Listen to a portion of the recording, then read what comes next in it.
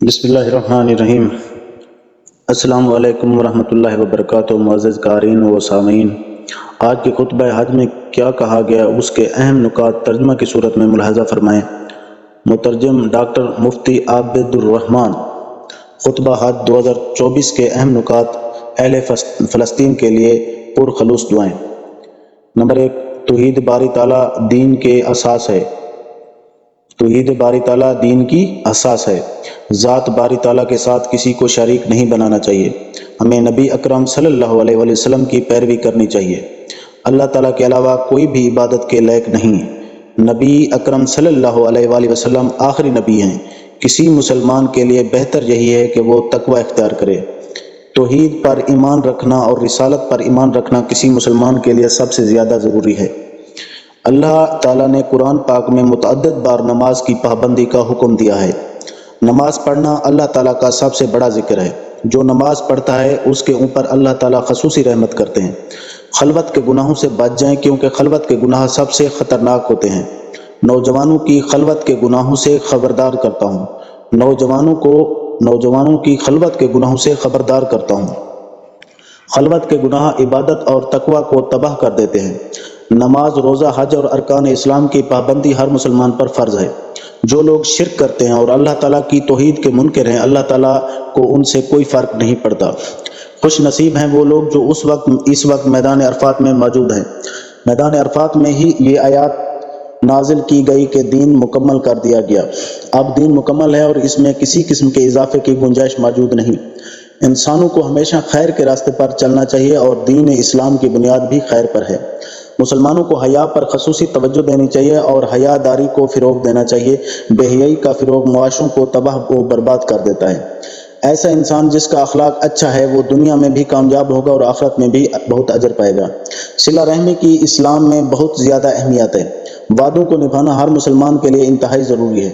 مسلمان امانتوں کی حفاظت کرنے والا ہوتا ہے۔ جو قطع رحمی کرتا ہے وہ مسلمان نہیں ہو سکتا۔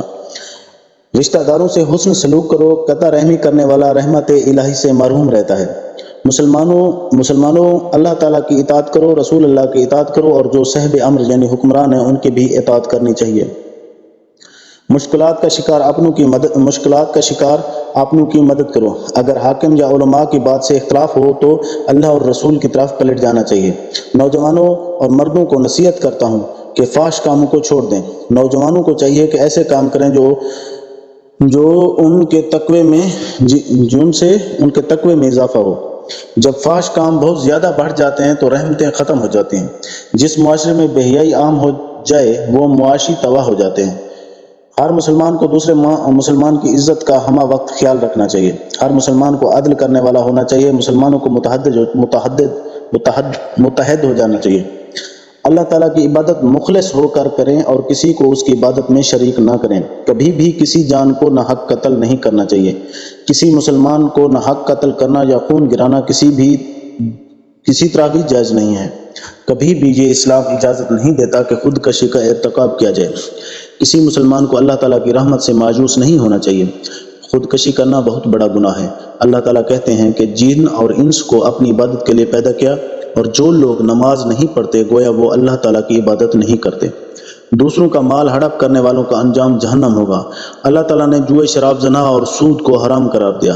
تمام مسلمان مرد اور عورتیں اپنی نظروں کو جھکا کے رکھیں۔ جو اپنی نظر کی حفاظت نہیں کرتا وہ کبھی بھی تقوی حاصل نہیں کر سکتا۔ جو کسی پہ الزام لگائے، خصوصاً عورتوں پر الزام لگائے، تو ایسے لوگ کبھی بھی رحمت کے حقدار نہیں ٹھہرتے۔ اپنی بیوی بچوں کے ساتھ حسن سلوک کرو۔ کسی مسلمان کو دوسرے مسلمان کا، کسی عورت کو دوسری عورت کا کبھی بھی مذاق نہیں اڑانا چاہیے۔ انسان کو بدگمانی کا شکار نہیں بننا چاہیے۔ اے مسلمانوں، غیبت کرنے سے بچ جاؤ۔ غیبت کا گناہ بہت زیادہ ہے۔ حج کرنا بہت بڑی عبادت ہے۔ حج مبرور کا اجر جنت کی صورت میں ملے گا۔ حاجیوں کو چاہیے کہ مناسک حج مکمل ادا کریں۔ وقوف عرفات اہم ترین ہے لیکن دیگر ارکان حج بھی ادا کرنے چاہیے۔ آج کے دن دعا کرنے کی بہت زیادہ فضیلت ہے۔ خصوصاً حجاج کرام کو دعائیں کرنی چاہیے۔ میدان عرفات میں دعا قبول ہوتی ہے۔ حجاج کرام کو چاہیے کہ وہ امت مسلمہ کو اپنی دعاؤں میں یاد رکھیں۔ حجاج کرام ایام تشریق کا خیال کر رکھیں اور اپنی عبادات جاری رکھیں۔ حج کے تمام مناسک کا مقصد یہ ہے کہ اللہ تعالیٰ کی قربت کو حاصل کیا جائے۔ میں فلسطین کے مسلمانوں کی دعا کرتا ہوں کیونکہ ان پر ظلم و ستم کے پہاڑ توڑے جا رہے ہیں۔ یا اللہ اہل فلسطین کو یہود سے آزادی عطا فرما۔ تمام امت مسلمہ سے اپیل کرتا ہوں کہ وہ اہل فلسطین کے لیے دعا کریں۔ تمام لوگ دعا کریں کہ اللہ تعالیٰ اہل فلسطین کی مشکلات ختم کریں۔ جب کوئی مسلمان دوسرے مسلمان بھائی کے لیے اس کی عدم موجودگی میں دعا کرتا ہے تو فرشتہ دعا کرتا ہے کہ یا اللہ اس کے لیے بھی یہ دعا قبول کر لے۔ دنیا بھر میں جو بھی مسلمان مظلوم ہیں ان کے لیے دعا کرنی چاہیے۔ حجاج کرام کے لیے یہ بہترین انتظامات کرنے پر سعودی حکمران بھی دعا کے مستحق ہیں۔ امت مسلمہ میں جو لوگ بھی بیمار ہیں یا پریشان ہیں، اللہ تعالیٰ ان کی پریشانیوں کو دور فرمائے اور ان کی بیماریوں کو بھی دور فرمائے۔ جو لوگ صاحب اولاد نہیں ہیں، اللہ تعالیٰ ان کو نیک صالح اولاد عطا فرمائے۔ اللہ تعالیٰ امت مسلمہ پر رحم کرے اور عبادت کو قبول فرمائے، آمین۔